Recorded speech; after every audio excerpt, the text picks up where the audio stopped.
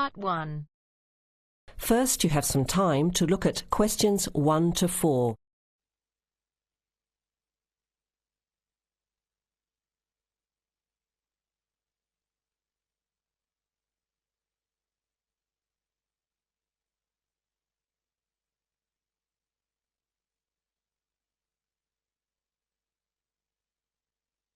You will hear the recording once only. Listen carefully to the conversation and answer questions 1 to 4. OK, who's next, please?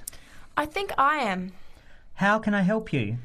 I just came in on flight 372 from Singapore at 11:30 and my luggage hasn't arrived. I've been waiting at the baggage claim for about half an hour now and everything seems to have come off the plane. The conveyor belt has stopped and all the passengers have gone. So I came here to find out what has happened to my bag. Can I see your ticket, please? Here it is. So you came from Hong Kong today and changed planes in Singapore, right? Yes, the connection in Singapore was a tight one. The plane got in late and I had to rush to get to the next flight. That's the problem right there. There wasn't enough time to get your bags onto the connecting flight. Normally Singapore Airport is very efficient. Now, I need you to fill in these forms. Your name? Jenny Lee. Address? I guess you want my address here. I'm staying with relatives. Just a minute, I'll have to look it up. It looks like 583. No, it's 533 East 67th Street in Riverside. Do you have the phone number there? Yes, I do. It's 93014269. So you came in on Qantas Flight 392. Do you know the number of the flight out of Hong Kong? Let me see. I think it was Cathay Pacific 900 or something. Oh yes, it says here, CX912. Before you hear the rest of the conversation, you have some time to look at questions 5 to 10.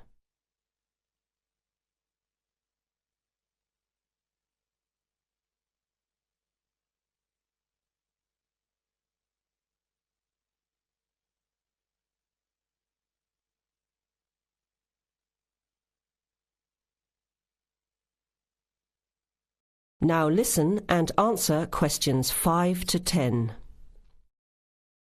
Right. Now, I need a description of the luggage. How many pieces did you check in? Just one. Can you describe it for me? Here is a picture to help you. Okay. It's a big bag, like this one. Rectangular. Not hard shell, but soft covered. And it has a zipper around the front. Is it black? No, sort of a grey colour. Any identification? Just a tag with my name on it. Any other features? Well, it has wheels and a retractable handle on the end, so you can pull it, as well as the handle in the middle. OK, that's fine. Now, if your bag missed the connection, I'm sure it'll be put on the next flight. I'll email Singapore as soon as I finish here. The next flight comes in at 17:50. That's 10 to 6 this evening. You can pick it up then. 10 to 6? That's too long to wait. Can I get my uncle to pick up the bag on his way home from work? Sorry, you have to be here yourself to clear customs. Of course, I almost forgot. Will the bag come here, to this desk? Yes. You pick it up here, then take it over to the customs area. By the way, don't forget to bring your passport. You will also need to have the key plus your ticket with a baggage claim number on it. Oh, okay. Guess I'll have to come back tomorrow then. It's lucky I packed everything I need for now in my carry-on bag. Yes, that's always a good idea. Be prepared.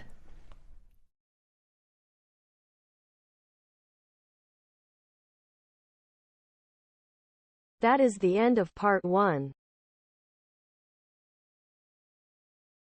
You now have half a minute to check your answers.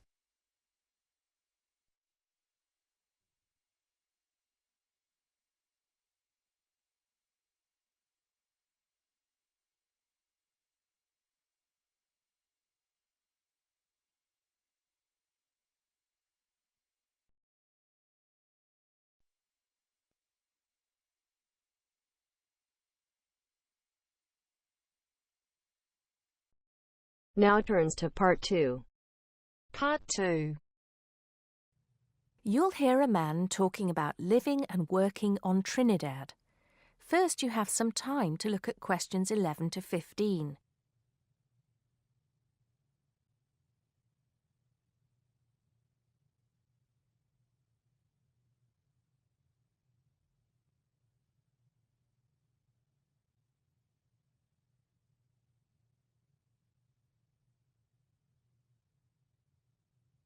Now listen carefully and answer questions 11 to 15.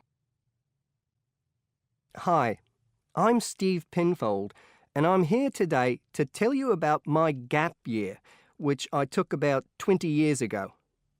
Unlike many students these days who go travelling or get some work experience between school and university, I decided to do something completely different after finishing my degree. I applied to work for a charity organisation. What it does is it sends people with particular skills to countries where those skills are needed. Apart from having some experience teaching English to summer school students, I didn't have any particularly useful skills, I thought, but luckily I was still accepted. I had to find the money for the flight, but you get free accommodation. I stayed with a family of 5. And you do get paid, but not much. It's a bit like pocket money, enough to get by. I worked in an orphanage and taught English at a local school. Where was I? Well, originally I was going to be sent to a village in India, but at the last minute the organisation decided to send me to Trinidad. Now, this is a fascinating place. It's an island in the Caribbean. Well, in fact, the country is actually 2 islands. The smaller one is called Tobago, which is connected somehow to the word tobacco.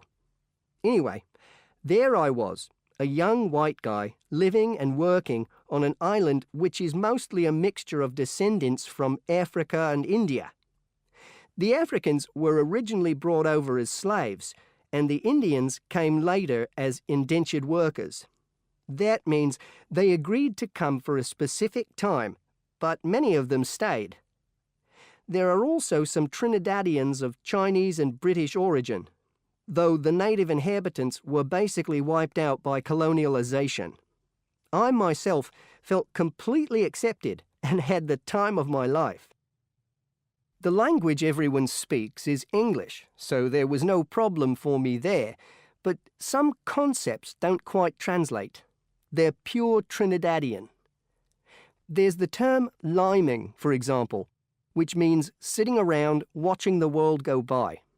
Also, there's the famous carnival, when the whole island is taken up in playing mass. For a whole month, around February or March, it depends when Easter is, everyone's busy preparing costumes, practicing calypsos, soca and steel pan music, and most importantly, partying. Before you hear the rest of the talk, you have some time to look at questions 16 to 20.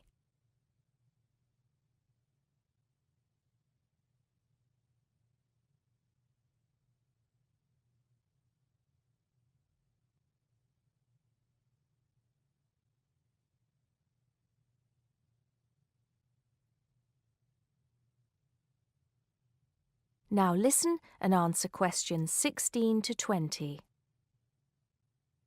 When the actual official carnival starts, it's days of 24-hour dancing in the streets. In Trinidad, it's called whining. You've probably seen this sort of thing on TV, in the more famous carnival in Rio, or even at the Notting Hill Carnival in London. Many people join bands, each one of which has a theme. For example, the sea or jungle fever. and they have costumes designed and made to go with the theme. These can cost $1,000 for the king and queen of each band. They're incredible. The whole city is a non-stop party zone full of colour and sound.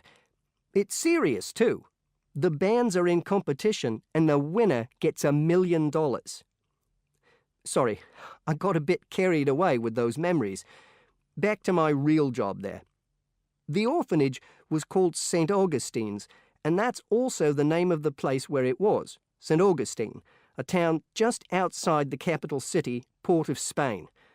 I didn't have any particular job description, just to be with the children and tell stories, sing songs and play games. Oh, and we also went camping in the jungle once. I could tell you a few stories about that particular escapade.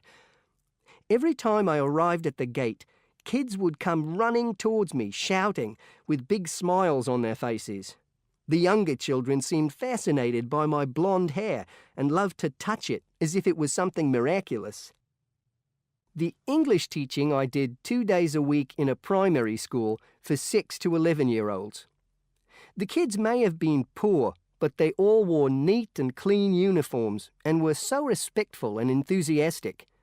I've now been teaching for many years in different countries, and I still think those were the best students I've ever taught. What else did I do while I was there? I swam a lot. Can you imagine what it's like swimming with dolphins and with pelicans diving into the sea right next to you? More seriously, I trained to be a Samaritan. That's someone who listens and supports people who have problems with their lives. Overall, what I took from the experience was a sense of being in another culture, or rather cultures.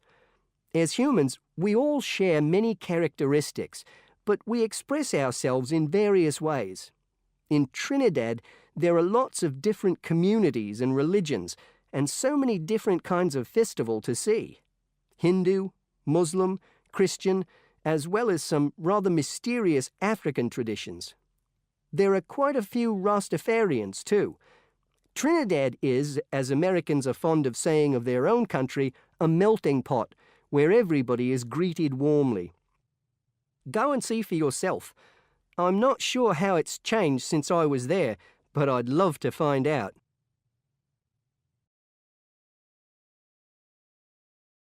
That is the end of part 2. You now have half a minute to check your answers.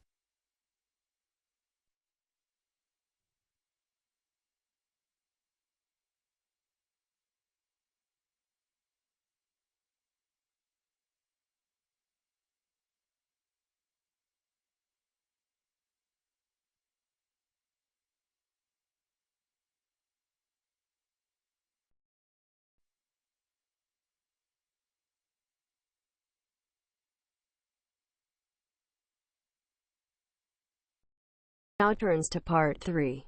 Part 3. You will hear a group of students, Henry, Joe, Nancy, and Gordon, discussing changes to their work experience placement arrangements. First, you have some time to look at questions 21 to 26.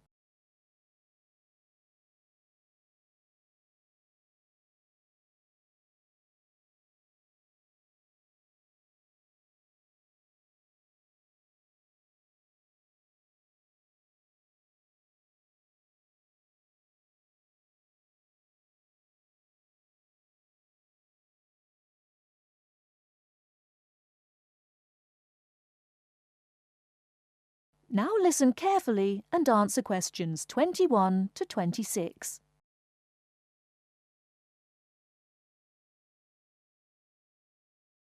Look, there's the notice that Professor Jones told us he'd be putting up confirming the details of our work experience placements. But I thought that was already arranged. No, he said he'd have to check with the companies that the days we preferred were okay for them. Let's see if any have changed. Teresa's not here today, but her name's first. It says the Uni Bookshop, Friday mornings starting on the 23rd of March. So nothing's changed. I'll let her know. What about Manuel? He's not here either. Is he still going to the music store in the high street? If it's mainly music, yes, he's still down for that on Friday afternoons starting on the 9th. The day's different. It's changed from Tuesday mornings, but that's okay. I'll tell him. He'll really enjoy listening to music all day. Now, where's my name? Henry. Here it is. I'm going to the beauty shop, and I said I preferred Thursday afternoons. Oh, good, that seems okay. And my start date hasn't changed either. Joe, what day did you opt for? I'm going to Highway Hotels on Monday mornings. Yes, that's okay. And starting on Monday the 12th of March. Oh, has that been changed? Okay, I was scheduled to start the week before. I'll just make a note of that. What about me, Henry? Have I still got the Explore travel service on Wednesday mornings? Just a minute. Where's your name? Let's see. Nancy. Okay, here it is. Explore travel on Wednesdays, yes, but afternoons, and starting date is Wednesday the 14th of March. Has the date changed? No, not the date, just the time, which is fine. I'll get to sleep in. You lazy thing, Nancy. Chris's name is next on the list. Gorgeous Gowns Fashions. What a name. Yes, it sounds good, doesn't it? I'm hoping he'll bring me some free samples. So, has he still got Wednesday mornings? Yes, Wednesday mornings starting on the 14th of March. Okay, I'll tell him when I see him tonight that his arrangements haven't changed. Gordon, what about you? I chose that software company that makes computer games. I can't remember its name, but I asked for Tuesday afternoons. Oh, yes. Here it is. Games to go on Wednesday mornings. There's a note here saying they have their weekly staff meetings on Tuesday afternoons, so that wouldn't be much use to you. That's why they've changed it to Wednesdays, starting on the 21st of March, so you can see their working setup. OK, I'm glad they've changed it. I don't think I'd want to sit through a meeting every week. Before the conversation continues, you have some time to look at questions 27 to 30.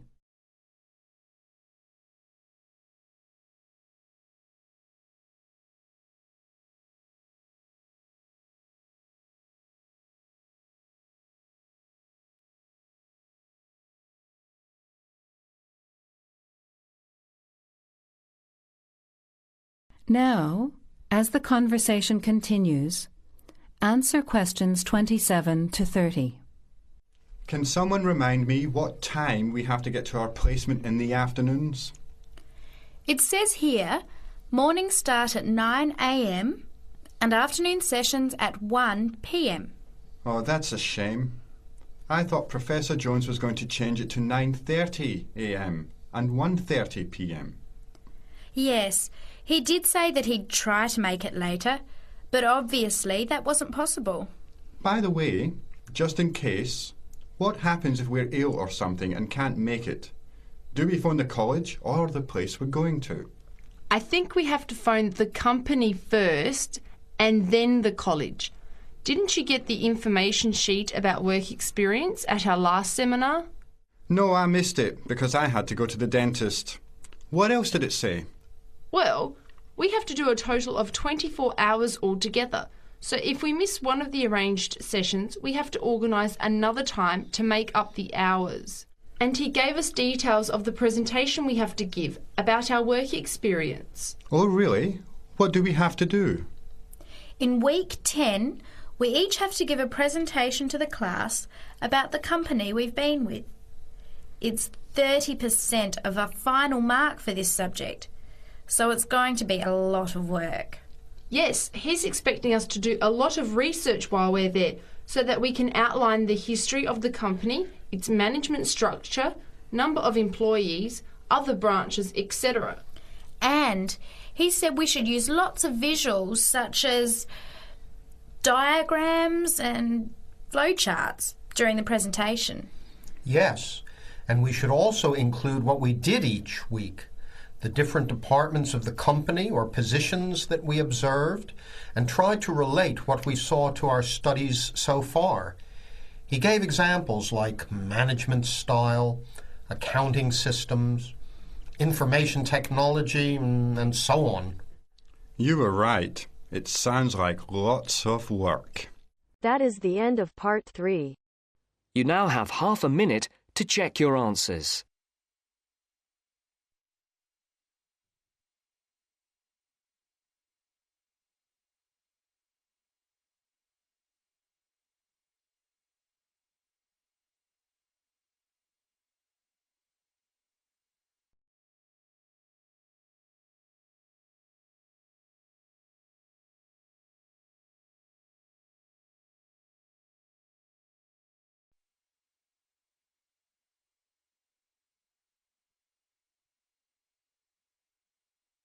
Now turns to part 4.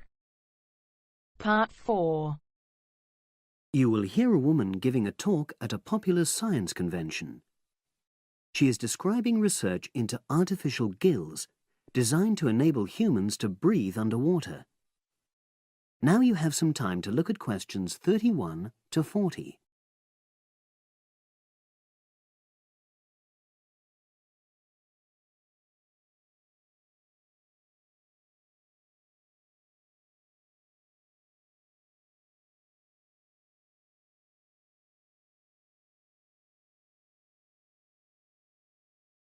Now listen and answer questions 31 to 40. In my talk today, I'll be exploring the idea of artificial gills. I'll start by introducing the concept, giving some background and so forth, and then I'll go on to explain the technological applications, including a short, very simple experiment I conducted. Starting with the background. As everyone knows, all living creatures need oxygen to live. Mammals take in oxygen from the atmosphere by using their lungs, and fishes take oxygen from water by means of their gills, which of course in most fishes are located either side of their head. But human beings have always dreamt of being able to swim underwater like the fishes, breathing without the help of oxygen tanks. I don't know whether any of you have done any scuba diving, but it's a real pain having to use all that equipment. You need special training, and it's generally agreed that tanks are too heavy and big to enable most people to move and work comfortably underwater. So scientists are trying a different tack. Rather than humans carrying an oxygen supply as they go underwater, wouldn't it be possible to extract oxygen in situ? That is, directly from the water while swimming. In the 1960s, the famous underwater explorer Jacques Cousteau, for example, predicted that one day surgery could be used to equip humans with gills. He believed our lungs could be bypassed and we would learn to live underwater just as naturally as we live on land. But of course, most of us would prefer not to go to such extremes. I've been looking at some fairly simple technologies developed to extract oxygen from water, ways to produce a simple, practical artificial gill enabling humans to live and breathe in water without harm. Now, how scientists and inventors went about this was to look at the way different animals handled this. Fairly obviously, they looked at the way fishes breathe, but also how they move down and float up to the surface using inflatable sacs called swim bladders. Scientists also looked at animals without gills, which use bubbles of air underwater, notably beetles. These insects contrive to stay underwater for long periods by breathing from this bubble, which they hold under their wing cases.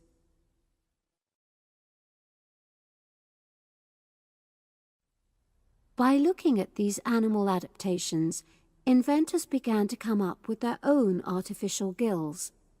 Now, making a crude gill is actually rather easy, more straightforward. You take a watertight box, which is made of a material which is permeable to gas, that is, it allows it to pass through inwards and outwards. You then fill this with air, fix it to the diver's face, and go down underwater. But a crucial factor is that the diver has to keep the water moving so that water high in oxygen is always in contact with the gill, so he can't really stay still. And to maximize this contact, it's necessary for your gill to have a big surface area. Different gill designers have addressed this problem in different ways, but many choose to use a network or lattice arrangement of tiny tubes as part of their artificial gills. Then the diver is able to breathe in and out. Oxygen from the water passes through the outer walls of the gill, and carbon dioxide is expelled. In a nutshell, that's how the artificial gill works. So, having read about these simple gill mechanisms, I decided to create my own. I followed the procedure I've just described, and it worked pretty well when I tried it out in the swimming pool. I lasted underwater for nearly 40 minutes. However, I've read about other people breathing through their gill for several hours. So the basic idea works well, but the real limitation is that these simple gills don't work as the diver descends to any great depth because the pressure builds and a whole different set of problems are caused by that. Research is being done into how these problems might be overcome, but that's another story, which has to be a subject of another talk. Despite this serious limitation, many people have high hopes for the artificial gill, and they think it might have applications beyond simply enabling an individual to stay underwater for a length of time. For example, the same technology might be used to provide oxygen for submarines, enabling them to stay submerged for months on end without resorting to potentially dangerous technologies such as nuclear power. Another idea is to use oxygen derived from the water as energy for fuel cells. These could power machinery underwater, such as robotic devices. So, in my view, this is an area of technology with great potential. Now, if anyone has any questions, I'd be happy to answer. Yes, lady at the...